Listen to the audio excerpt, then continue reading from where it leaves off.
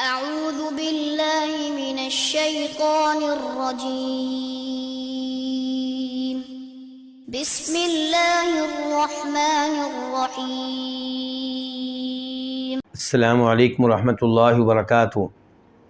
ان الحمد للہ نحمده ونستعینه ونستغفره ونعوذ باللہ من شرور انفسنا ومن سیئات اعمالنا من يهده الله فلا مضل له ومن يضلل فلا هادي له واشهد ان لا اله الا الله وحده لا شريك له واشهد ان محمدا عبده ورسوله يا أيها الذين آمنوا اتقوا الله حق تقاته ولا تموتن إلا وأنتم مسلمون يا أيها الناس اتقوا ربكم الذي خلقكم من نفس واحدة وخلق منها زوجها وبث منهما رجالا كثيرا ونساء واتقوا الله الذي تساءلون به والأرحام إن الله كان عليكم رقيبا يا أيها الذين آمنوا اتقوا الله وقولوا قولا سديدا يصلح لكم أعمالكم ويغفر لكم ذنوبكم ومن يطع الله ورسوله فقد فاز فوزا عظيما أما بعد فإن خير الحديث كتاب الله وخير الهدي هدي محمد صلى الله عليه وسلم وشر الأمور محدثاتها وكل محدثة بدعة وكل بدعة ضلالة وَكُلَّ ضَلَالَةٍ فِي النَّارِ۔ اللہ کے فضل و کرم سے ایک دفعہ پھر عید الاضحیٰ کے بعد شرح السنہ للامام البربہاری کا آغاز کرنے لگے ہیں، اور یہ بہت ہی عظیم الشان کتاب ہے۔ عقائد کے بہت سے مسائل کا اس میں احاطہ کیا گیا ہے۔ خوش نصیب ہیں وہ لوگ جنہیں کتاب پڑھنے کا موقع ملا، یا آج کل پڑھ رہے ہیں یا آئندہ پڑھیں گے۔ اور اس طرح کی عقیدہ کی کتب جو پرانے بزرگوں نے لکھی ہوں ان کا بار بار مطالعہ کرتے رہنا چاہیے، اور یہ سلسلہ مرتے دم تک قائم و دائم رہنا چاہیے، تاکہ انسان عقیدہ کے مسائل بار بار پڑھتا رہے، اس کے علم میں، اس کے ایمان میں اضافہ ہوتا رہے۔ یہ اس سے کہیں بہتر ہے کہ ہم سیاستدانوں کی خبریں پڑھیں، ان کے بارے میں گفتگو کریں، کھلاڑیوں کے بارے میں گفتگو کریں، گلوکاروں اداکاروں کے بارے میں گفتگو کریں۔ اس سے کہیں زیادہ بہتر ہے کہ انسان عقیدہ کی کتاب پڑھے، اللہ رب العزت سے جن کتب کا گہرا تعلق ہوتا ہے وہ کتابیں پڑھے۔ تو آج جو مسئلہ ہم پڑھنے لگے ہیں اس کا نمبر ہے 73 امام بربہاری رحمہ اللہ اہل سنت والجماعت کا، اہل حدیثوں کا، سلف صالحین کا عقیدہ بیان کرتے ہوئے کہہ رہے ہیں وَالْإِيمَانُ بِأَنَّ اللَّهَ هُوَ الَّذِي كَلَّمَ مُوسَى بْنَ عِمْرَانَ علیہ الصلاۃ والسلام یوم الطور۔ اور اس بات پہ بھی ایمان لانا ہوگا، اس بات پہ بھی ایمان لانا چاہیے کہ اللہ تعالیٰ نے موسیٰ بن عمران علیہ الصلاۃ والسلام سے کلام کیا، گفتگو کی طور والے دن، یعنی کہ جب موسیٰ علیہ السلام طور پہاڑ پہ گئے تھے۔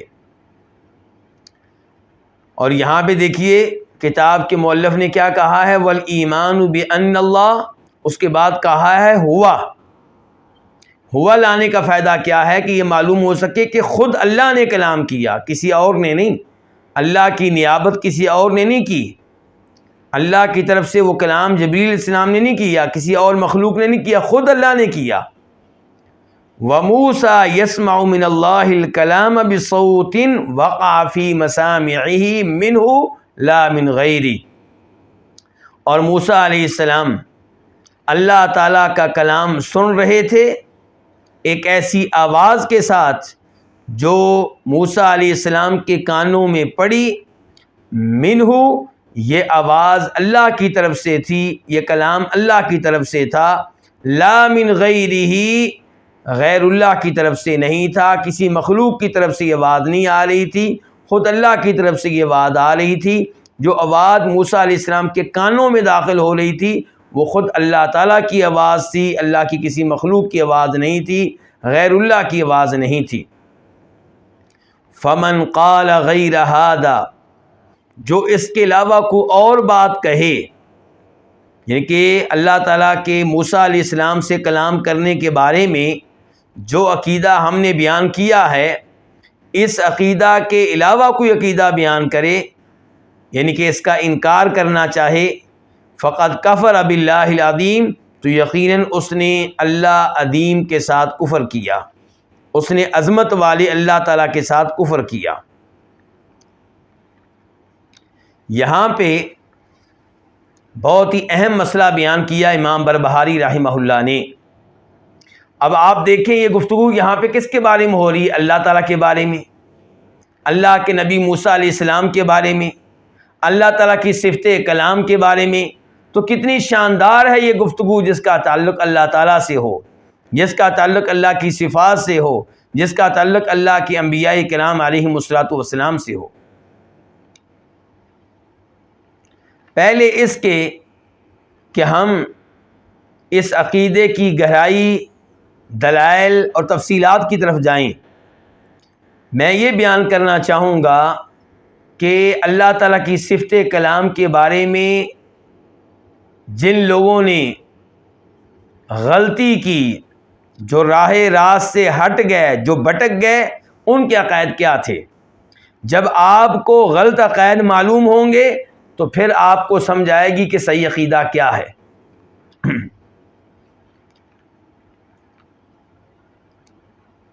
معتزلہ ایک عقل پرست فرقہ ہے. ان کا عقیدہ یہ ہے کہ اللہ تعالیٰ کا کلام یہ مخلوق ہے، اللہ کی صفت نہیں ہے، بلکہ کیا اللہ کی مخلوق ہے. جیسے میں اللہ کی مخلوق ہوں، آپ اللہ کی مخلوق ہیں، آسمان اللہ کی مخلوق ہیں، زمین اللہ کی مخلوق ہے. کہتے ہیں یہ کلام بھی اللہ کا کلام اللہ کی مخلوق ہے. خلقہ اللہ، اس کو اللہ نے پیدا کیا ہے. منفصلا عنہ، اللہ نے اس کو پیدا کیا ہے اس حال میں کہ یہ اللہ سے الگ تھلگ ہے.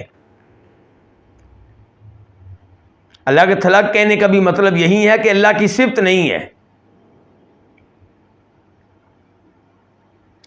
اور اشاعرہ کیا کہتے ہیں؟ یہ بھی ایک گمراہ فرقہ ہے.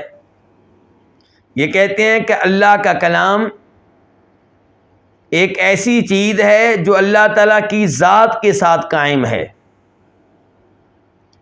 یعنی کہ ایسا ممکن نہیں ہے جیسا کہ ہم کہتے ہیں کہ اللہ کلام کرتے ہیں اور اسے کوئی اور سن سکتا ہے.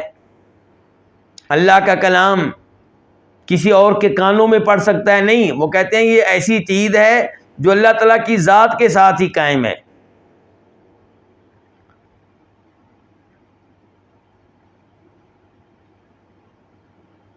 کہتے ہیں اور یہ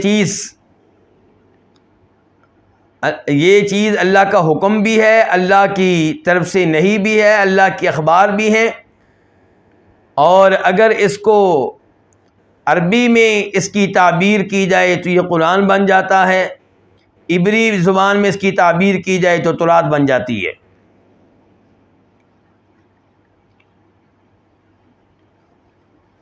اب یہاں پہ ماتریدیوں کا عقیدہ کیا ہے؟ ماتریدی، آپ کہیں گے کہ یہ لفظ ہم نے پہلی بار سنا ہے. آپ کو معلوم ہونا چاہیے کہ جہاں پہ آپ رہتے ہیں، یعنی کہ اردو بولنے والے ممالک میں عام طور پہ لوگ کیا ہیں؟ حنفی ہیں.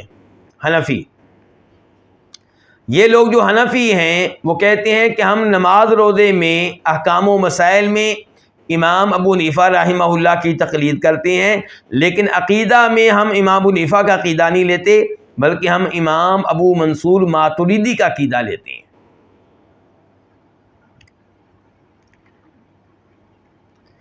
تو ابو منصور ماتریدی کا عقیدہ پھر کیا ہے؟ کیونکہ یہی وہ عقیدہ ہے جو پاک و ہند میں مشہور ہوگا کہ اللہ تعالیٰ کا کلام ایک مانوی چیز پہ مشتمل ہے، جو اللہ تعالیٰ کی ذات کے ساتھ قائم ہے. اور یہ وہی الفاظ ہیں جو کن کے الفاظ تھے؟ اشاعرہ کے. اس کے بعد کہتے ہیں اللہ نے اس کو اپنے غیر میں پیدا کیا ہے. تو یہ معتزلہ والا عقیدہ ہو گیا. گویا کہ ماتریدیوں نے معتزلہ اور اشاعرہ کے عقیدے کو جمع کر لیا، تو وہ ان کا موقف بن گیا.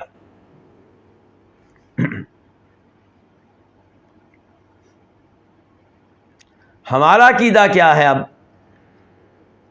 اللہ تعالیٰ کے کلام کے بارے میں؟ ہمارا عقیدہ یہ ہے کہ اللہ تعالیٰ کلام کرتا ہے، اللہ تعالیٰ گفتگو فرماتا ہے، اللہ تعالیٰ جو کہنا چاہے کہتا ہے، اللہ تعالیٰ آواز دیتا ہے، اور اللہ تعالیٰ کا کلام آواز کے ساتھ ہے، حروف کے ساتھ ہے. اور قرآن بھی اللہ تعالیٰ کا کلام ہے، یہ اللہ کی طرف سے نازل کردہ ہے، یہ اللہ کی مخلوق نہیں ہے. اور اللہ تعالیٰ کا کلام جو ہے یہ اللہ کی صفت ہے. کون سی صفت؟ یہ ذاتی صفت بھی ہے، فعلی صفت بھی ہے. اللہ کا کلام اللہ کی صفت ہے، اور یہ ذاتی صفت بھی ہے، فعلی صفت بھی ہے. اب آپ کہیں گے ذاتی صفت کس کو کہتے ہیں، فعلی صفت کس کو کہتے ہیں؟ تو گزارش یہ ہے کہ اللہ تعالیٰ کی صفات ان کی دو اقسام ہیں، اللہ کی ذاتی صفات اور اللہ کی فعلی صفات. اللہ کی ذاتی صفات کون سی ہوتی ہیں؟ اللہ کی ذاتی صفات وہ ہوتی ہیں جن کے ساتھ اللہ تعالیٰ ہمیشہ سے متصف ہے اور ہمیشہ ان کے ساتھ متصف رہے گا. جیسے اللہ کا علم ہے، تو یہ اللہ تعالیٰ کی جو صفت علم ہے اس کے ساتھ اللہ تعالیٰ کب موصوف ہوتا ہے؟ ہمیشہ. ہمیشہ سے اللہ تعالیٰ علم والا ہے اور ہمیشہ علم والا رہے گا. ایسے اللہ تعالیٰ کی صفت قدرت، یہ بھی ذاتی صفت ہے. اللہ تعالیٰ ہمیشہ سے قدرت والا ہے اور ہمیشہ قدرت والا رہے گا. تیسرے نمبر پہ اللہ کی صفت حیات، زندگی، زندہ ہونا. تو حیات اللہ کی وہ صفت ہے جس کے ساتھ اللہ ہمیشہ سے موصوف ہے اور ہمیشہ موصوف رہے گا. سننا، دیکھنا، اللہ کا چہرہ، اللہ تعالیٰ کے ہاتھ، تو یہ اللہ تعالیٰ کی وہ صفات ہیں جو ذاتی ہیں، جو ہمیشہ سے ہیں اور ہمیشہ رہیں گی. ہمیشہ اللہ ان کے ساتھ متصف رہتا ہے. اچھا، اس کے مقابلے میں اللہ کی صفات وہ ہیں جن کو فعلی صفات کہا جاتا ہے. صفات کو آپ اوصاف بھی کہہ سکتے ہیں، اردو میں اوصاف، اللہ کے فعلی اوصاف، وصف، کسی کی کوئی خوبی.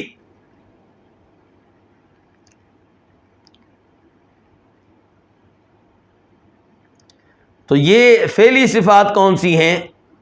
یہ اللہ تعالیٰ کی وہ صفات ہیں جن کا تعلق اللہ کی مشیت اور قدرت سے ہے.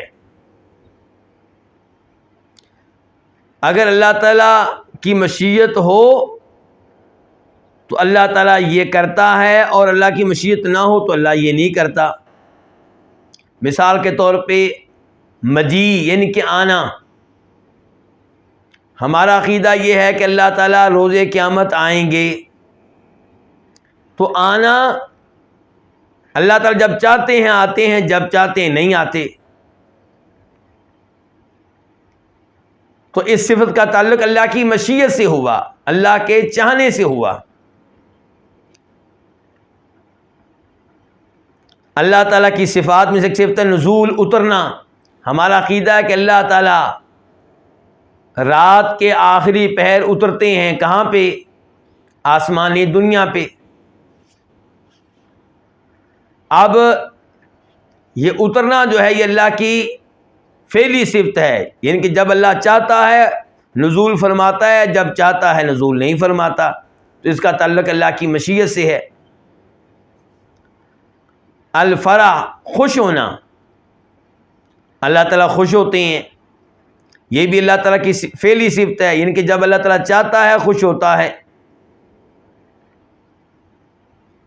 اللہ تعالیٰ کا مسکرانا یہ بھی اللہ کی ذاتی فعلی صفت ہے، جب وہ چاہتا ہے مسکراتا ہے، جب چاہتا ہے نہیں مسکراتا۔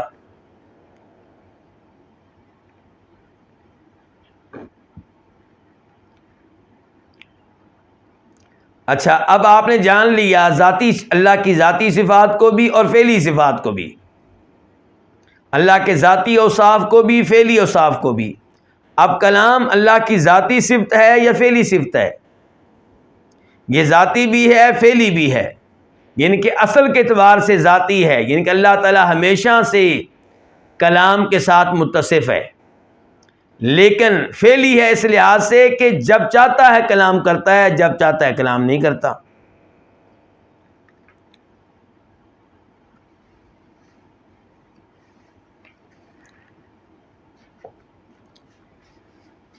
امام ابن ابی العز الحنفی،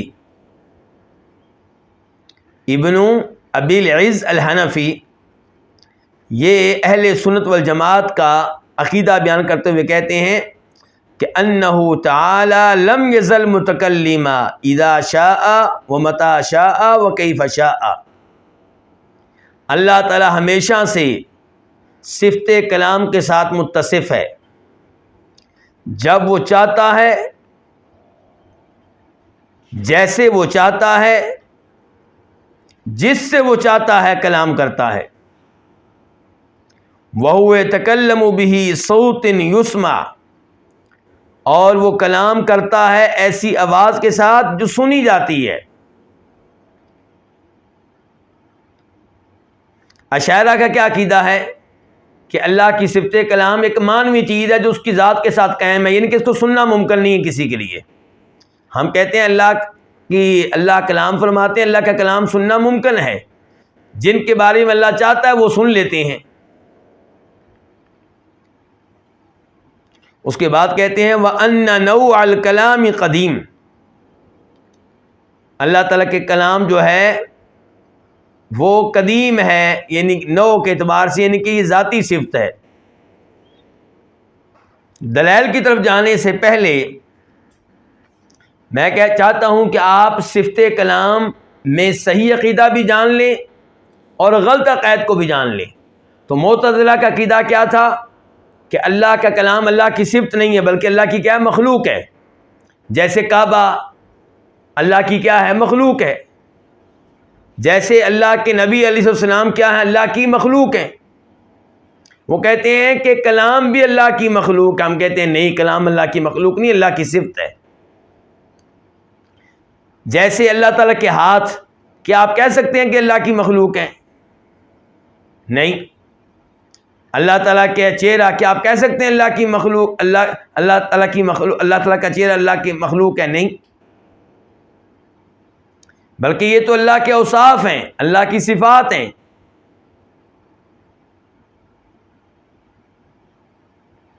تو ایسے ہی صفت کلام یہ اللہ کی صفت ہے، اور قرآن بھی اللہ کی صفت ہے، یہ مخلوق نہیں ہے۔ یہ وہ عقیدہ ہے جو معتزلہ نے عام کیا، اور اس عقیدے کا انکار کیا اس زمانے کے علماء کرام نے، اور کئی علماء کرام کو جیلوں میں ڈالا گیا، کئی کو کوڑے مارے گئے، اور امام احمد بن حنبل رحمہ اللہ ان میں سے ہیں جنہوں نے اس عقیدے کی غلطی کو واضح کیا، اور وہ کہا کرتے تھے قرآن اللہ کی صفت ہے، مخلوق نہیں ہے، اور اس کے لیے انہوں نے ماریں کھائیں، کوڑے کھائے۔ تو اس سے یہ بھی اندازہ ہوا کہ یہ عقیدہ کوئی معمولی چیز نہیں ہے۔ میرے بہن بھائی جو میری گفتگو سن رہے ہیں، آپ جو چیز پڑھ رہے ہیں یہ کوئی عام چیز نہیں ہے، یہ اللہ تعالیٰ کے بارے میں عقیدہ، یہ اتنی اہم چیز ہے کہ اس کی حفاظت کے لیے امام احمد بن حنبل نے ماریں کھائیں گے، اور ایک بادشاہ سے نہیں، کئی بادشاہوں سے ماریں کھائیں گے۔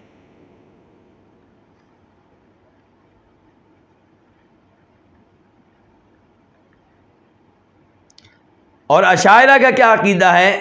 ان کا عقیدہ یہ ہے کہ اللہ تعالیٰ کا جو کلام ہے یہ ایک مانوی چیز ہے جو اللہ کی ذات کے ساتھ قائم ہے، یعنی کہ باہر کوئی اس کو سن نہیں سکتا۔ یعنی کہ اس کے کوئی حروف نہیں ہے، اس کی کوئی آواز نہیں ہے۔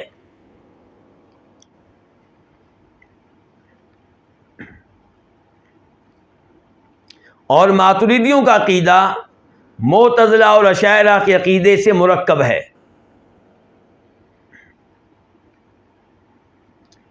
اب یہاں پہ امام طحاوی رحمہ اللہ ان کے الفاظ میں اس صفت کے بارے میں آپ کے سامنے رکھنا چاہوں گا۔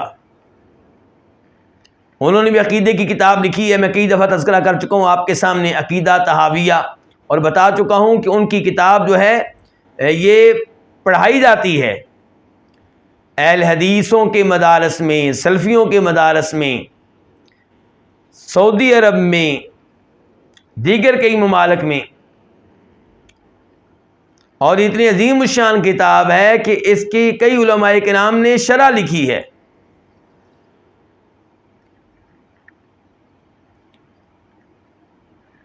امام طحاوی کہتے ہیں عقیدہ بیان کرتے ہوئے اہل سنت کا، وَإِنَّ الْقُرْآنَ كَلَامُ اللَّهِ، قرآن اللہ کا کلام ہے، یعنی کہ اللہ کی گفتگو ہے، یہ اللہ کا قرآن اللہ کا کلام ہے، یہ اللہ کی مخلوق نہیں ہے، اللہ کا کلام ہے۔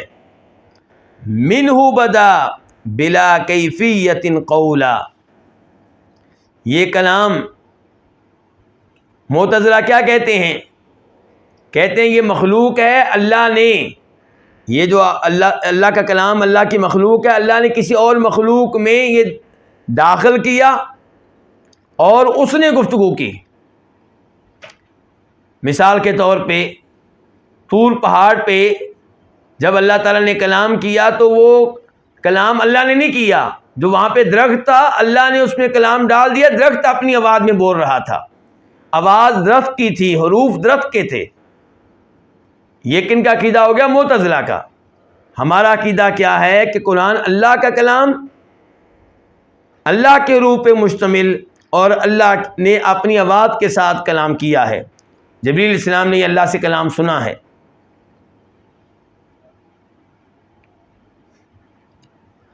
اس کے بعد کہتے ہیں منہ بدا بلا کیفیت قولا، امام طحاوی کہہ رہے ہیں کہ یہ کلام اللہ کی طرف سے ظاہر ہوا، کسی اور کی طرف سے نہیں۔ اللہ کی طرف سے کیسے ظاہر ہوا؟ قولا، گفتگو کرتے ہوئے، اللہ نے باقاعدہ کلام کیا اس کے ساتھ۔ تو یہ اشاعرہ پہ رد ہو گیا جو کہتے ہیں کہ یہ ایک مانوی چیز ہے، یعنی کہ مانوی چیز ہے، مانوی چیزیں ان چیزوں کو کہا جاتا ہے جو نہ دیکھی جا سکیں نہ سنی جا سکیں۔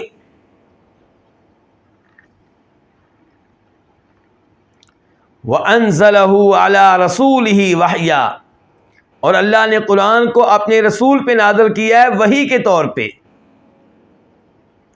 وَصَدَّقَهُ الْمُؤْمِنُونَ عَلَى ذَلِكَ حَقًّا، اور مومنوں نے اس کی تصدیق کی، قرآن پہ اس پہ ایمان لائے،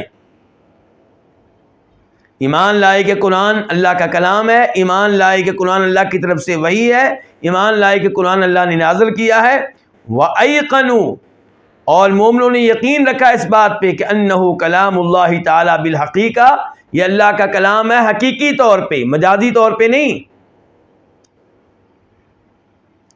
لیس بمخلوق ککلام البریہ، قرآن اللہ کا کلام ہے، یہ مخلوق نہیں ہے، جیسے لوگوں کا کلام ہے، میرا کلام، آپ کا کلام، یہ کیا؟ یہ مخلوق ہے، یہ اللہ کی مخلوق ہے۔ میں جو گفتگو کر رہا ہوں یہ کیا؟ اللہ کی مخلوق ہے۔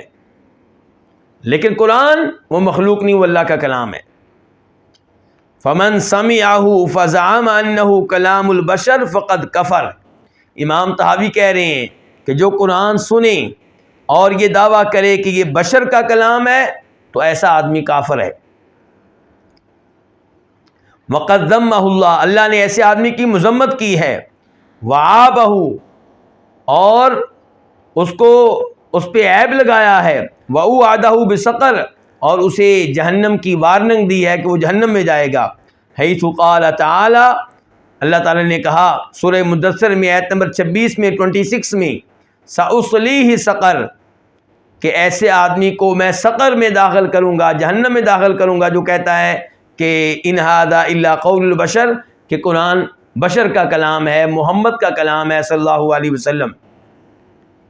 فلما اوعد اللہ بسقر، تو جب اللہ تعالیٰ نے وارننگ دی جہنم کی، لمن قال، اس آدمی کو جو یہ دعویٰ کرے کہ ان ھذا الا قول البشر، کہ قرآن بشر کا کلام ہے، علمنا، یہاں سے ہم نے جان لیا، وایقنا، اور ہمیں یقین ہو گیا، انہ قول خالق البشر، کہ یہ کلام بشر کے خالق کا ہے، بشر کا نہیں ہے، یہ محمد کا کلام نہیں ہے صلی اللہ علیہ وسلم، محمد کے خالق کا کلام ہے، اللہ کا کلام ہے۔ ولا یشبہ قول البشر، اور ہمارا یہ بھی عقیدہ ہے کہ اللہ کا کلام بشر کے قول سے کوئی مشابہت نہیں رکھتا۔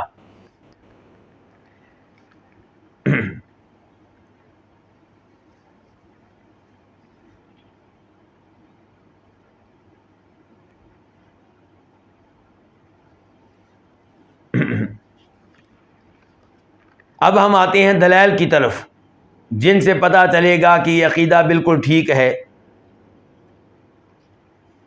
کون سا عقیدہ؟ وہ عقیدہ جو امام بربہاری نے بیان کیا۔ امام بربہاری نے کیا عقیدہ بیان کیا، ذرا ایک دفعہ پھر سن لیجئے۔ والایمان، اور ایمان لانا ہوگا، بِأَنَّ اللَّهَ هُوَ الَّذِي كَلَّمَ مُوسَىٰ بْنَ عِمْرَانَ، کہ خود اللہ تعالیٰ نے موسیٰ بن عمران سے کلام کیا، گفتگو کی، علیہ الصلاۃ والسلام، موسیٰ علیہ السلام پہ صلاۃ و سلام ہو۔ کب اللہ تعالیٰ نے موسیٰ بن عمران سے کلام کیا؟ یوم طوری، طور پہاڑ والے دن۔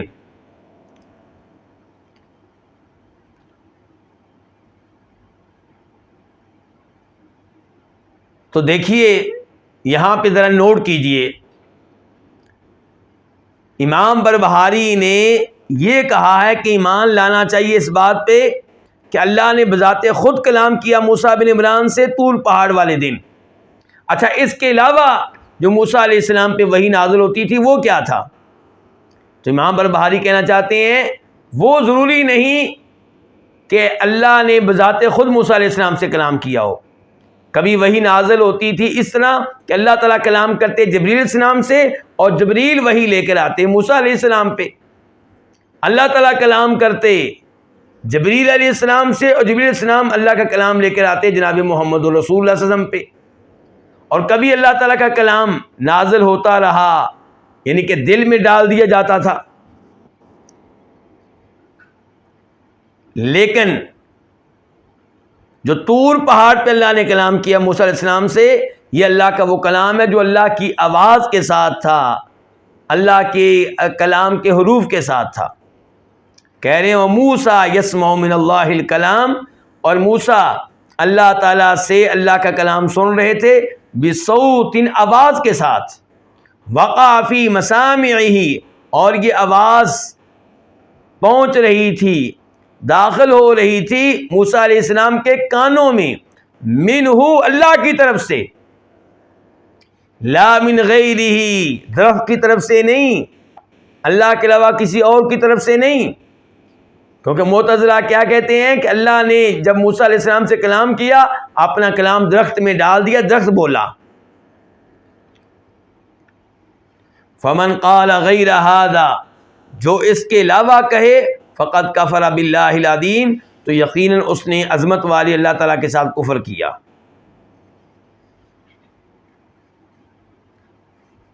کتنی عجیب بات ہے، کتنا غلط عقیدہ ہے کن کا؟ معتزلہ کا، یعنی کہ درخت میں اللہ نے کلام ڈال دیا تو درخت بولا اپنی آواز میں، اپنے حروف کے ساتھ۔ تو اس کا مطلب یہ ہے کہ سورہ طٰہٰ میں اللہ تعالیٰ نے وہ کلام بتایا ہے جو اللہ نے موسیٰ علیہ السلام کے ساتھ کیا تھا، اس میں یہ بھی ہے انی انا ربک، کہ اے موسیٰ میں تیرا رب ہوں۔ اس کا مطلب یہ ہے کہ درخت کہہ رہا تھا کہ موسیٰ میں تیرا رب ہوں۔ نعوذ باللہ من ذالک، کتنی غلط بات کرتے ہیں یہ لوگ۔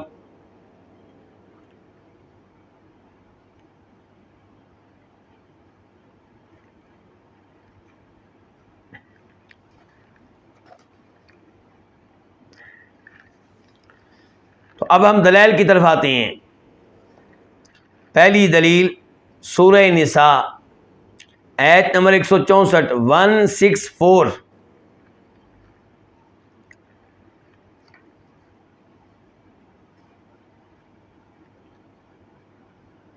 میرے ایک استاد تھے جن کا نام تھا شیخ عبداللہ العواجی، حافظہ اللہ، زندہ ہیں، حیات ہیں۔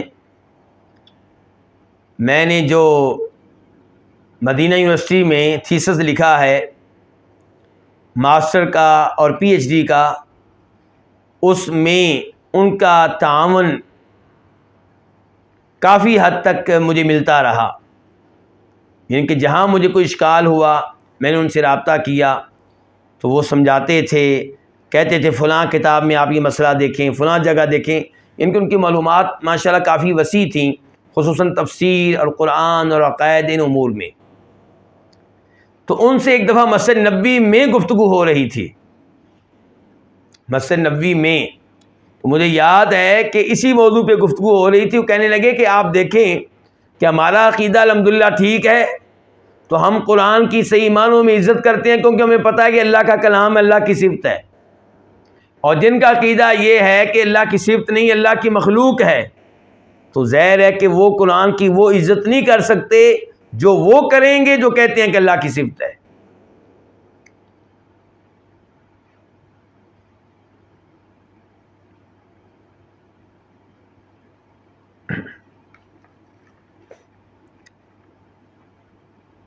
اس بات کو آپ یوں سمجھ سکتے ہیں کہ ایک ہے اللہ رب العزت کا چہرہ،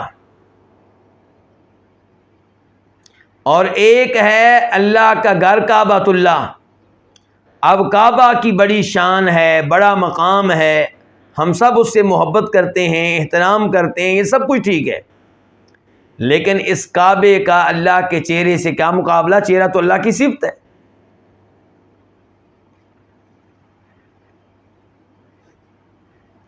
تو پہلی دلیل میں نے لکھوائی تھی سورہ نساء آیت نمبر 164، اللہ تعالیٰ کہتے ہیں وَرُسُلًا قَدْ قَصَصْنَاهُمْ عَلَيْكَ مِن قَبْلُ وَرُسُلًا لَمْ نَقْصُصْهُمْ عَلَيْكَ، کئی رسول ایسے ہیں جن کا تذکرہ ہم پہلے کر چکے ہیں۔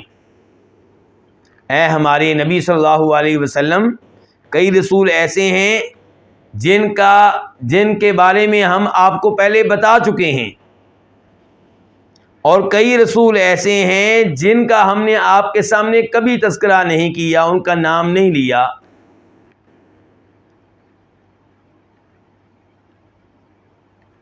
وَكَلَّمَ اللَّهُ مُوسَىٰ تَكْلِيمًا، اور اللہ تعالیٰ نے موسیٰ علیہ السلام سے باقاعدہ طور پہ کلام کیا۔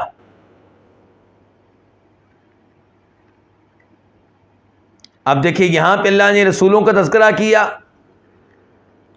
لیکن جب کلام کی باری آئی تو کس کا نام لیا؟ صرف موسیٰ علیہ السلام کا، حالانکہ رسول سارے وہ ہیں جن پہ اللہ کا کلام نازل ہوتا رہا،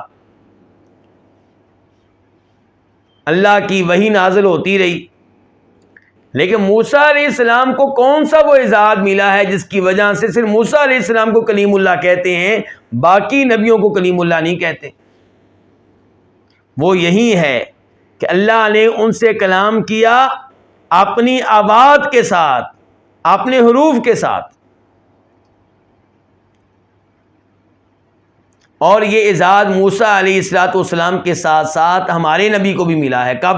معراج کے موقع پہ۔ معراج کے موقع پہ اللہ تعالیٰ آپ سے ہم کلام ہوئے، آپ نے اللہ کا کلام سنا اللہ کی آواز میں اور اللہ کے کلام کے حروف کے ساتھ، لیکن نہ آپ اللہ تعالیٰ کو دیکھ سکے اس موقع پہ، نہ موسیٰ علیہ السلام طور پہاڑ پہ دیکھ سکے اللہ تعالیٰ کو۔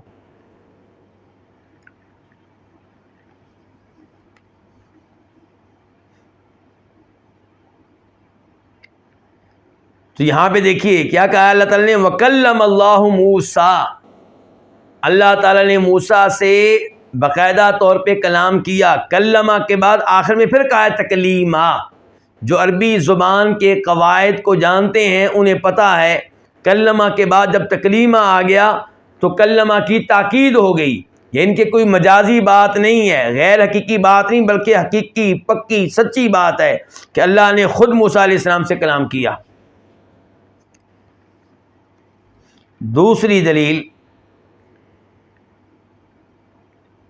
سورہ اعراف آیت نمبر 142 سے لے کر 144 تک، یعنی کہ 142 آیت سے لے کر 144 آیت تک یہاں پہ اللہ تعالیٰ فرماتے ہیں وَوَعَدْنَا مُوسَىٰ 30 لَيْلَةً وَأَتْمَمْنَاهَا ب10 کہ ہم نے موسیٰ علیہ السلام کے ساتھ 30 راتیں طے کیں اور ہم نے ان کو مکمل کر دیا 10 کے ساتھ. کتنی ہو گئیں؟ 40. یعنی کہ 40 راتوں کے لیے انہیں بلایا طور پہاڑ پہ. امام بربہاری نے کیا بیان کیا تھا اوپر کہ اللہ نے بذات خود کلام کیا موسیٰ علیہ السلام سے. کہاں پہ؟ طور پہاڑ پہ، طور پہاڑ والے دن. تو یہ آیات بھی اسی بارے میں ہیں. وَلَمَّا جَاءَ مُوسَىٰ لِمِيقَاتِنَا کہ جب موسیٰ علیہ السلام آئے ہمارے میعاد پہ، ہمارے وقت مقررہ پہ، وَكَلَّمَهُ رَبُّهُ اور ان سے ان کے رب نے کلام کیا. کن سے کلام کیا؟ موسیٰ علیہ السلام سے. اچھا، جو اللہ کی صفت کلام کو ماننا نہیں چاہتے اللہ ان کو ہدایت دے، بڑی تعویلیں کرتے ہیں، تحریف سے بھی کام لیتے ہیں. پچھلی آیت جو بھی آپ نے پڑھی ہے وَكَلَّمَ اللَّهُ مُوسَىٰ، اس کا کیا معنی ہے؟ کلام کس نے کیا؟ اللہ نے. کس سے؟ موسیٰ علیہ السلام سے. اب ایک گمراہ آدمی کہنے لگا کہ آپ یوں بھی تو پڑھ سکتے ہیں نا کہ وَكَلَّمَ اللَّهَ، کلم اللہ کی بجائے کیا پڑھ لیں؟ پھر معنی کیا ہو جائے گا کہ موسیٰ نے اللہ سے کلام کیا. یعنی کہ اللہ نے کلام نہیں کیا، موسیٰ نے اللہ سے بات کی، اللہ سنتے رہے، موسیٰ کرتے رہے. یعنی کہ انکار ہو جائے گا کس کا؟ اللہ کے کلام کرنے کا. تو جس آدمی نے یہ بات کی ان کے سامنے ایک بڑے امام بیٹھے ہوئے تھے. اس نے کہا او ظالم، اگر تو یہاں پہ تعویل سے کام لے گا، تحریف سے کام لے گا، تو سورہ اعراف میں جا کے کیا کرے گا جب اللہ کہتے ہیں وَكَلَّمَهُ رَبُّهُ، وَكَلَّمَهُ رَبُّهُ، وہاں پہ تو یہ تعویل یعنی کہ بالکل ہی نہیں کر سکتا کہ وہاں پہ یہ ہے کہ موسیٰ علیہ السلام سے کلام کیا ربُّهُ، ان کے رب نے. قال، وہ کلام کیا ہوا؟ اللہ نے تھوڑا سا اس کا بھی تذکرہ کیا. قال، کہ موسیٰ علیہ السلام نے کہا ربی، اے میرے رب، ارینی انظر الیک، مجھے طاقت دے کہ میں تجھے دیکھوں، میں تجھے دیکھنا چاہتا ہوں. یعنی کہ جب موسیٰ علیہ السلام نے اللہ کا کلام اللہ کی آواز میں سنا اور اس کی لذت پائی.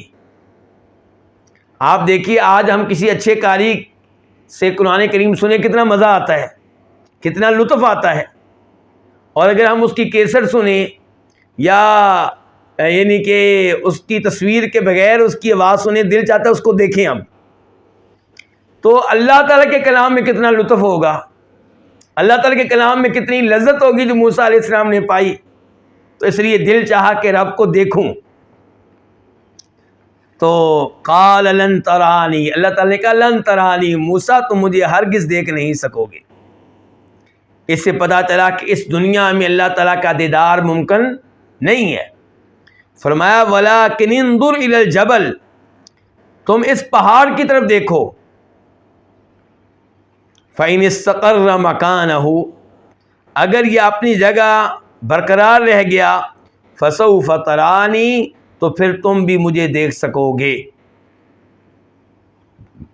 فَلَمَّا تَجَلَّىٰ رَبُّهُ لِلْجَبَلِ، اب اللہ تعالیٰ پہاڑ کے سامنے ظاہر ہوئے. یعنی کہ پہاڑ کو اللہ نے یہ اجازت دی کہ تم مجھے دیکھو. پہاڑ کے لیے اللہ تعالیٰ ظاہر ہوئے. تو جعلہ دکا، اللہ تعالیٰ کو دیکھ کر پہاڑ ریزہ ریزہ ہو گیا، اس کا وجود باقی نہ رہا. اللہ کو دیکھنا اتنا آسان نہیں ہے اس دنیا میں. وخر موسیٰ صاعقا، پہاڑ کا یہ حشر دیکھ کر موسیٰ علیہ السلام بے ہوش ہو کر گر پڑے. فلما افاقا، جب انہیں افاقہ ہوا، ہوش آیا، قال کہنے لگے سبحانک اے اللہ تو پاک ہے، تبت الیک میں تیری طرف توبہ کرتا ہوں، وانا اول المؤمنین اور میں سب سے پہلے تیری ذات پہ ایمان لاتا ہوں، اور اس بات پہ بھی ایمان لاتا ہوں کہ اس دنیا میں تجھے دیکھنا ممکن نہیں ہے۔ قال یا موسیٰ اللہ نے کہا اے موسیٰ انی اصطفیتک بے شک میں نے تجھے چن لیا ہے، میں نے تجھے سلیکٹ کیا ہے لوگوں میں سے، کس کام کے لیے؟ برسالاتی اپنے پیغامات کے لیے، تیرے ذریعے میں اپنا پیغام بھیجتا ہوں، کن کی طرف؟ اپنے بندوں کی طرف، تمہیں میں نے رسول بنا لیا ہے، وبکلامی اور تمہیں میں نے چن لیا اپنے کلام کے لیے۔ لو جی یہاں سے بھی پتہ چلا وبکلامی کہ موسیٰ علیہ السلام وہ ہیں کہ جن سے اللہ نے کلام کیا۔ تیسرے نمبر پہ سورہ مریم آیت نمبر 51 اور 52، 51 52، وَاذْكُرْ فِي الْكِتَابِ مُوسَىٰ اللہ تعالیٰ کہہ رہے ہیں کتاب میں، قرآن میں تذکرہ کیجئے موسیٰ کا، إِنَّهُ كَانَ مُخْلَصًا وَكَانَ رَسُولًا نَبِيًّا وہ رسول بھی تھے، نبی بھی تھے، وَنَادَيْنَاهُ یہ بڑے اہم الفاظ ہیں، یہاں پہ اللہ تعالیٰ کہہ رہے ہیں ہم نے ان کو آواز دی۔ اللہ تعالیٰ یہ بھی نہیں کہہ رہے کہ کلام کیا، کیا کہہ رہے ہیں؟ ہم نے ان کو آواز دی۔ اس کا مطلب ہے کہ اللہ کے کلام کی آواز ہوتی ہے۔ وَنَادَيْنَاهُ ندا اس کلام کو کہتے ہیں جس میں باقاعدہ آواز ہو اور اونچی آواز ہو۔ وَنَادَيْنَاهُ ہم نے ان کو آواز دی، من جانب الطور الایمن طور کی دائیں جانب سے، پہاڑ کی دائیں جانب سے۔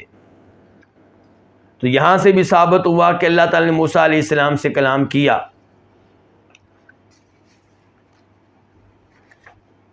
اور یہ دیکھیں چوتھے نمبر پہ سورہ قصص آیت نمبر 30، کتنے دلائل واضح ہیں، افسوس ہوتا ہے اس کے باوجود یہ لوگ تعویلیں کرتے ہیں۔ فلما اتاہا کہ موسیٰ علیہ السلام جب مدین سے واپس مصر آ رہے تھے، آپ لوگ جانتے ہیں کہ موسیٰ علیہ السلام کہاں کے رہنے والے تھے؟ مصر کے۔ کہاں پلے بڑے؟ فرعون کے محل میں۔ پھر ایک دن دیکھا کہ دو آدمی لڑ رہے ہیں، ایک قبطی ہے فرعون کی قوم سے اور ایک اسرائیلی ہے موسیٰ علیہ السلام کی قوم سے۔ جو اسرائیلی تھا اس نے موسیٰ علیہ السلام سے مدد مانگی۔ موسیٰ علیہ السلام نے جب دیکھا کہ دوسرا آدمی غلطی پہ ہے اور اس پہ اسرائیلی پہ ظلم کر رہا ہے تو موسیٰ علیہ السلام نے اس کو مکہ مارا۔ اب موسیٰ علیہ السلام کا یہ ارادہ نہیں تھا کہ وہ قتل ہو جائے، لیکن قتل ہو گیا۔ تو موسیٰ علیہ السلام کے خلاف کارروائی کے بارے میں مشورے ہوئے۔ موسیٰ علیہ السلام کو کسی نے بتا دیا کہ فرعون کی پارلیمنٹ میں آپ کے خلاف قرارداد پاس ہو چکی ہے، آپ کو پکڑنے لگے ہیں۔ موسیٰ علیہ السلام پھر وہاں سے بھاگ گئے، نکل گئے، مصر سے نکل کے کہاں آ گیا؟ مدین میں۔ اور وہاں پہ انہوں نے ایک بزرگ کی خدمت کی، ان کی بکریاں چراتے رہے، 10 سال کا معاہدہ ہوا تھا، انہوں نے اپنی بیٹی ان کو نکاح میں دی۔ یہ بزرگ وہی ہیں جن کے بارے میں لوگ کہتے ہیں کہ شعیب علیہ السلام، جبکہ صحیح بات ہے کہ وہ شعیب علیہ السلام نہیں تھے، آپ یہ کہیں کہ صاحب مدین والے بزرگ۔ تو اب جب وہ معاہدہ پورا ہو گیا، مدت پوری ہو گئی 10 سال کی، تو موسیٰ علیہ السلام اپنی وائف کے ساتھ، اپنے اہل و عیال کے ساتھ واپس آ رہے ہیں، کہاں؟ مصر۔ تو راستے میں اندھیرا تھا، راستہ بھی دیکھنا تھا کہ آگے راستہ کدھر جانا ہے، کہاں سے جانا ہے، سردی بھی لگ رہی تھی۔ تو انہوں نے یہ کیا کہ انہوں نے آگ دیکھی، تو گھر والوں سے کہا مجھے آگ میں نے دیکھی ہے، میں وہاں جاتا ہوں، میں تمہارے لیے کوئی انگارے بھی لے آؤں گا تاکہ آگ یہاں لے آؤں تو سردی کم ہو جائے گی اور ہو سکتا ہے وہاں سے راستہ بھی معلوم ہو جائے۔ تو اللہ تعالیٰ کہتے ہیں فلما اتاہا جب موسیٰ علیہ السلام آگ کے پاس آئے تو نودیا ان کو آواز دی گئی۔ یہاں پہ بھی کیا کہا جا رہا ہے؟ آواز دی گئی۔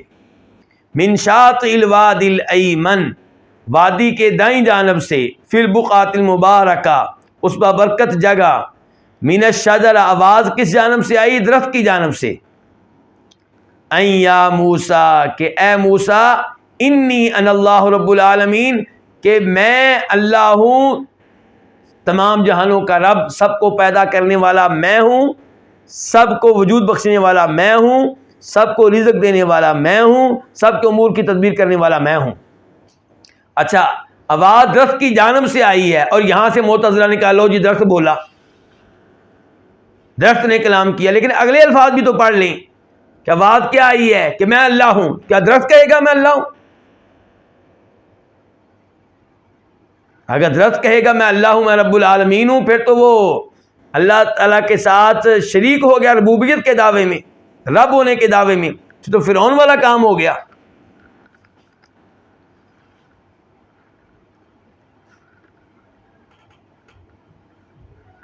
اور ایک عالم دین نے بڑا اچھا لکھا، انہوں نے کہا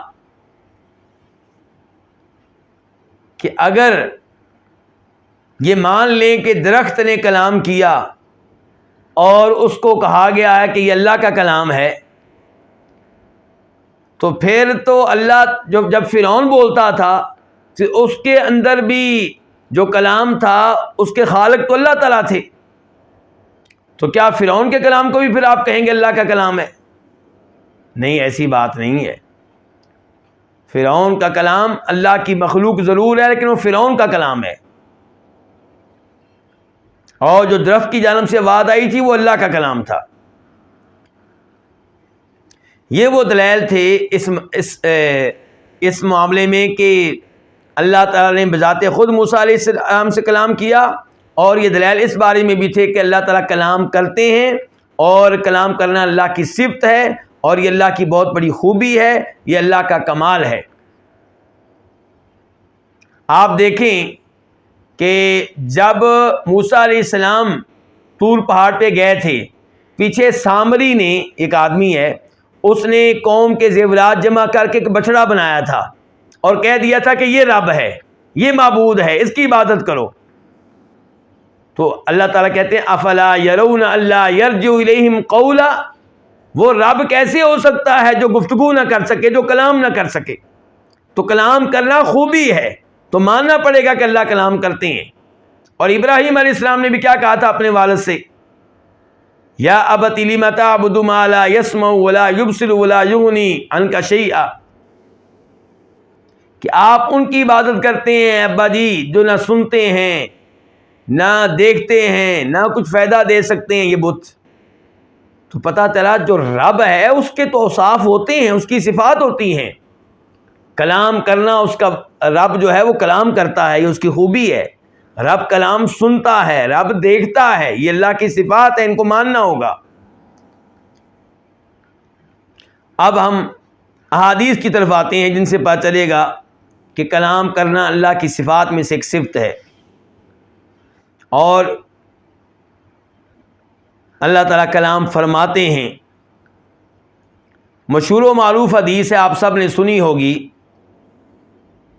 حدیث افک. کیا مطلب حدیث افک؟ یعنی کہ وہ حدیث جس میں سیدہ عائشہ بتاتی ہیں کہ میرے اوپر کیسے منافقوں نے تہمت لگائی تھی، الزام لگایا تھا. اور یہ حدیث بخاری میں آئی ہے، وہاں پہ اس کا نمبر ہے 4750 4750. اور مسلم شریف میں آئی ہے اور وہاں پہ اس کا نمبر ہے 2770 2770. یہ لمبی حدیث ہے، اب ظاہر ہے پوری حدیث تو میں یہاں پہ بیان نہیں کروں گا، لیکن آپ کو پتہ ہے کہ اس حدیث کا خلاصہ یہ ہے کہ نبی علیہ الصلوۃ والسلام سیدہ عائشہ پریشان رہے،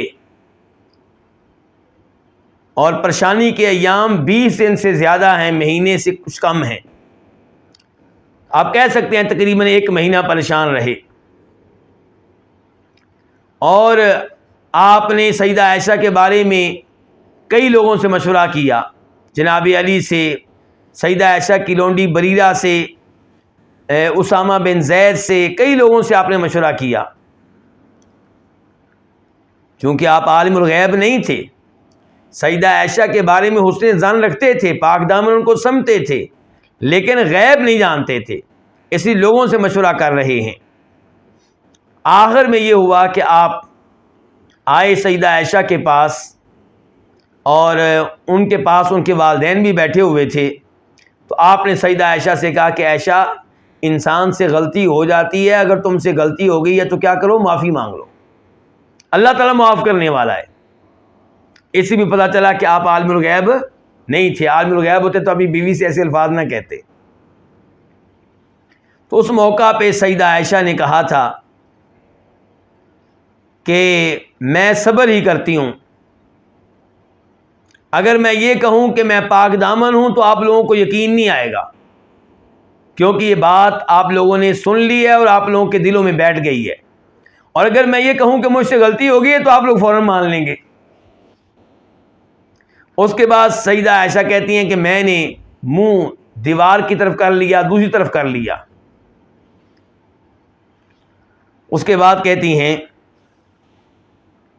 کہ مجھے امید تھی کہ اللہ تعالیٰ میری برات کا اعلان کرے گا، لیکن میں یہ سوچتی تھی کہ اللہ کے نبی کو خواب آئے گا، خواب میں بتا دیا جائے گا کہ عائشہ پاک دامن ہے، ان کی کوئی غلطی نہیں ہے، تہمت لگانے والے جھوٹے ہیں۔ تو یہ بات کہتے ہوئے کہتی ہیں وَلَٰكِنْ وَاللَّهِ مَا كُنْتُ أَظُنُّ أَنَّ اللَّهَ مُنزِلٌ فِي شَأْنِي وَحْيًا يُتْلَىٰ، لیکن میں نے یہ کبھی نہیں سوچا تھا کہ اللہ تعالیٰ میرے معاملے میں وحی نازل کریں گے جس کی لوگ قیامت تک تلاوت کیا کریں گے۔ پھر کہتی ہیں وَلَشَأْنِي فِي نَفْسِي كَانَ أَحْقَرَ مِنْ أَنْ يَتَكَلَّمَ اللَّهُ فِيَّ بِأَمْرٍ يُتْلَىٰ، میرے دل میں، میرے جی میں میری شان اس سے کہیں معمولی اور حقیر تھی کہ بذات خود اللہ تعالیٰ میرے بارے میں یتکلم کلام کریں، ایسا کلام یتلا جس کی لوگ تلاوت کیا کریں گے۔ یعنی کہ میں اپنے آپ کو اس قابل نہیں سمجھتی تھی کہ میرے معاملے میں اللہ تعالیٰ بذات خود کلام فرمائیں گے اور نازل فرمائیں گے کلام، لوگ اس کی تلاوت کیا کریں گے۔ تو یہاں پہ حدیث میں سیدہ عائشہ نے بتا دیا کہ اللہ تعالیٰ نے کلام فرمایا اور اللہ کلام فرماتے ہیں۔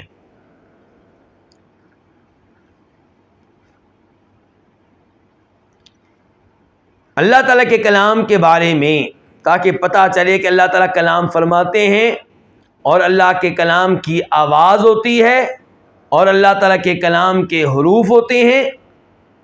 اللہ کا کلام نفسی کلام نہیں ہے، ایسا کلام نہیں ہے جو اللہ تعالیٰ کی ذات کے ساتھ قائم ہو۔ اشاعرہ کہتے ہیں نفسی کلام، ہم کہتے ہیں اللہ تعالیٰ حقیقی کلام کرتے ہیں، بذات خود کلام کرتے ہیں، اور وہ نفسی نہیں بلکہ وہ کلام سنا جاتا ہے، اس کی آواز ہوتی ہے، اس کے حروف ہوتے ہیں۔ تو آئیے اب اس کے بارے میں ایک حدیث میں آپ کے سامنے رکھنا چاہوں گا، بڑی عظیم الشان حدیث ہے، اس میں کئی اور فوائد بھی آپ کو ملیں گے انشاءاللہ۔ اس حدیث کو امام بخاری اپنی کتاب الادب المفرد میں لے کر آئے ہیں، اور اس کا وہاں پہ نمبر ہے 970 970۔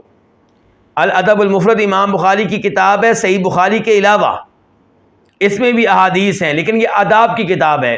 اس میں امام بخاری نے آداب کی احادیث جمع کر دی، مثال کے طور پہ والدین کے آداب، پڑوسیوں کے آداب، رشتہ داروں کے آداب۔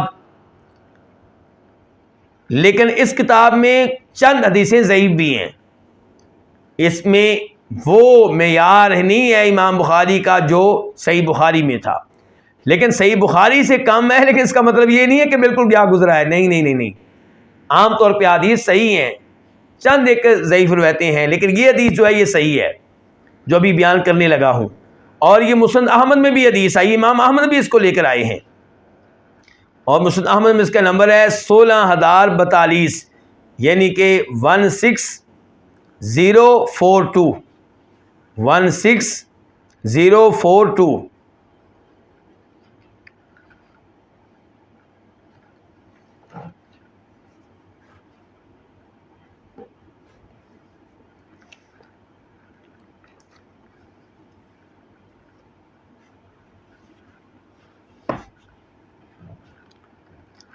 یہاں پہ امام بخاری نے جو باب قائم کیا ہے، عنوان قائم کیا، وہ کیا؟ باب المعانقہ، ایک دوسرے کو گلے ملنا،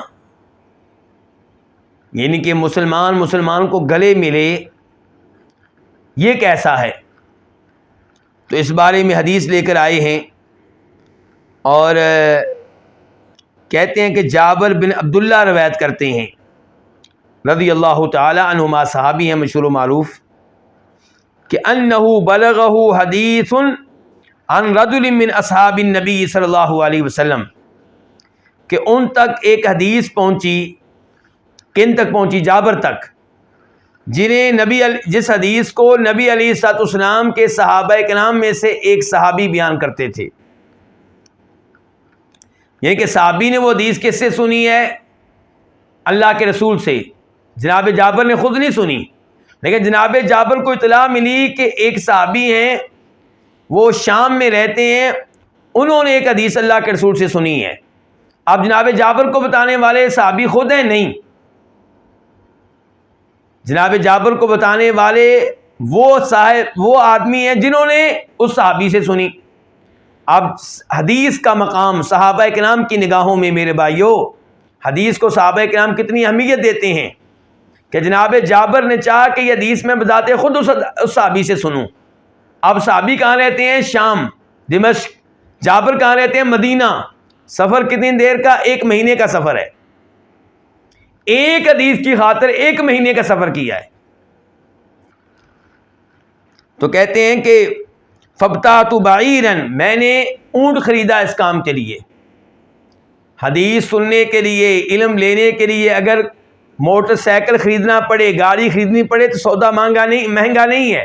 آپ گاڑی اس لیے خریدیں کہ میں فلاں مسجد میں جا کے درس سنا کروں گا، وہاں بڑا ایک شیخ صاحب بڑا اچھا درس دیتے ہیں، یا فلاں جگہ پہ شیخ صاحب بڑی اچھی تفسیر پڑھاتے ہیں، یا آپ موبائل اس لیے خریدتے ہیں تاکہ میں فلاں شیخ صاحب کا درس سن سکوں، حدیثیں سن سکوں، قرآن سن سکوں، تو یہ سودا مہنگا نہیں ہے۔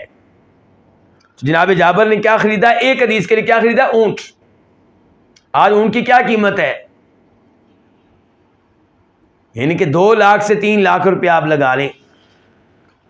کہتے ہیں فشددت الیہ رحلی شہرا، تو میں نے 1 مہینہ سفر کیا، حتی قدمت الشام، یہاں تک کہ میں شام پہنچ گیا۔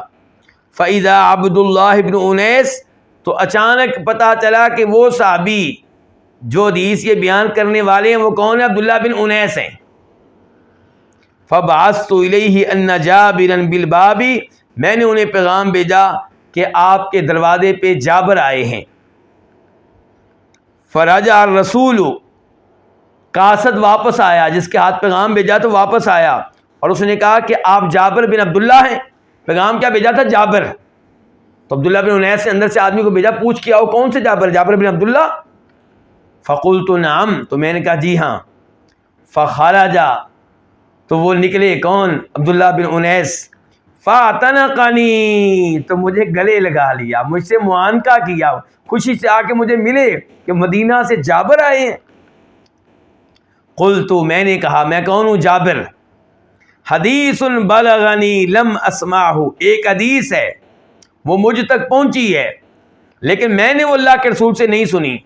خشیت ان اموت او تموت، مجھے خطرہ تھا کہ کہیں میں فوت نہ ہو جاؤں یا آپ فوت نہ ہو جائیں، یعنی کہ پہلے اس کے کہ میں حدیث آپ سے سنوں، کہیں مجھے موت نہ آ جائے یا آپ کو موت نہ آ جائے۔ اللہ اکبر، یعنی کہ کہنا چاہتے ہیں کہ اگر میں چاہتا تو میں انتظار کرتا کہ آپ عمرے پہ آئیں گے، حج پہ آئیں گے تو میں حدیث لے لوں گا، لیکن ڈر یہ تھا کہ کہیں اس سے پہلے ہی موت نہ آ جائے، ڈر یہ تھا کہ اس سے پہلے مجھے یا آپ کو موت نہ آ جائے۔ میرے بھائیوں، عبرت حاصل کریں، قرآن کی تلاوت سیکھ لیں موت آنے سے پہلے، قرآن کا ترجمہ سیکھ لیں موت آنے سے پہلے، نبی علیہ السلام کے حدیث کا علم لے لیں موت آنے سے پہلے۔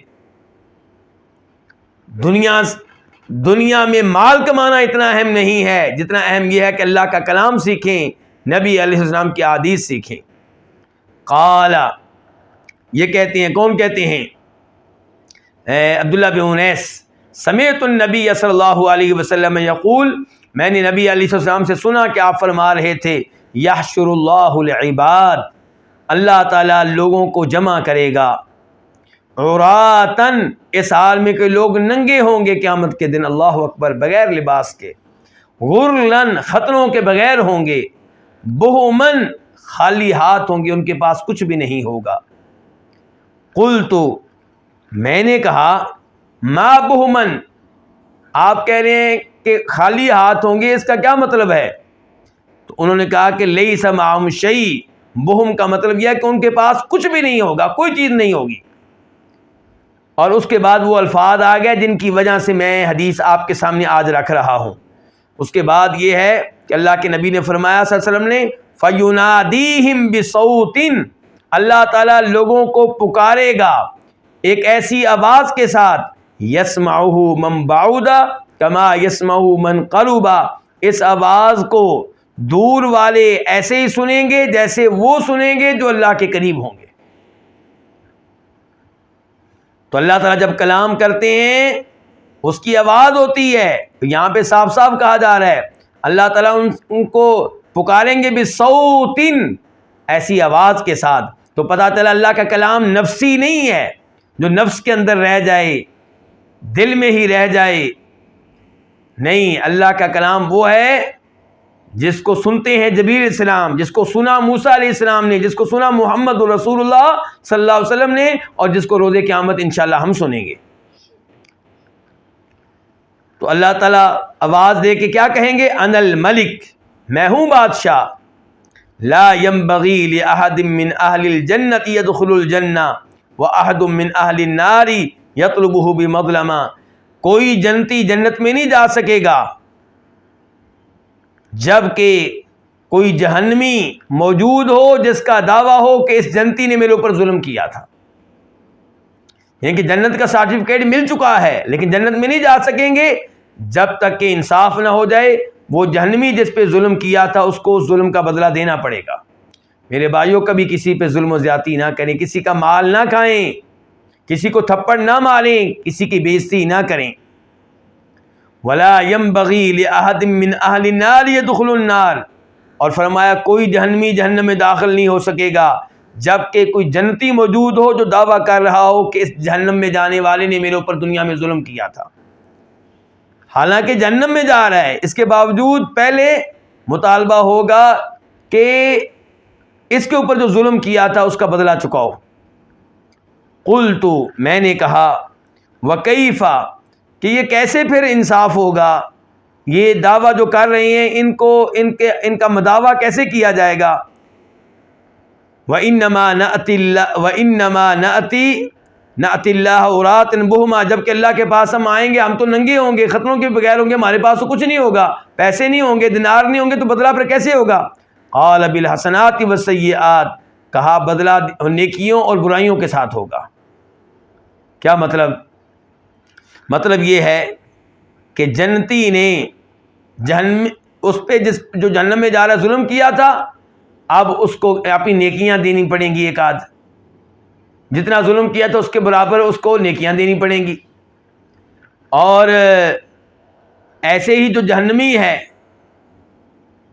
اس کے اوپر جنتی کے جو چند ایک گناہ ہوں گے وہ لا دیے جائیں گے۔ تو اس حساب سے یعنی کہ وہاں پہ انصاف ہوگا۔ یہ بڑی عظیم حدیث ہے، اس سے علم کی اہمیت سمجھ آتی ہے، قرآن و حدیث کا علم حاصل کرنا اس کی کیا اہمیت ہے۔ آج ہمارے بچے قربانیاں دے رہے ہیں علم لینے کے لیے، لیکن کون سا علم؟ سائنس کا علم لینے کے لیے زیورات والدین بیچ دیتے ہیں، مکان بیچ دیتے ہیں، کوٹھیاں بیچ دیتے ہیں، میرا بچہ ڈاکٹر بن جائے، میرا بچہ سائنسدان بن جائے، میرا بچہ انجینئر بن جائے۔ لیکن سلف صالحین، صحابہ کرام، تابعین یہ قربانیاں دیا کرتے تھے حدیث کی خاطر، قرآن کی خاطر، بلکہ ایک حدیث کی خاطر۔ اللہ تعالی ہمیں بھی توفیق دے کہ ہم اپنے بچوں کو قرآن و حدیث کا علم لینے کے لیے وقف کر دیں، خود بھی مرتے دم تک قرآن و حدیث کا علم لیں، دوسروں کو بھی ترغیب دیتے رہا کریں۔